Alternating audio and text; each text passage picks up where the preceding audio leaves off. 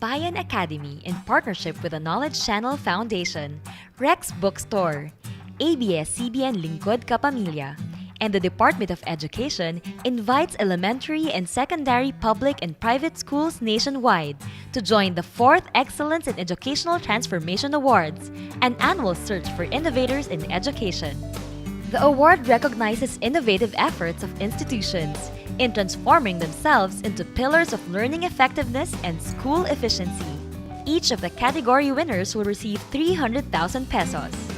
The most transformative School for Learning Effectiveness and School Efficiency will receive a trophy and 500,000 pesos. This year, EETA will also award an Outstanding Education Leader with the Oscar M. Lopez Award for Educational Leadership with a trophy, 300,000 pesos, and a Knowledge Channel on-demand package. Deadline of submission of entries is on October 20, 2015. For the complete guidelines in submitting applications, log on to www.bayanacademy.org or email bayanacademy@gmail.com. You may also call 920-3025.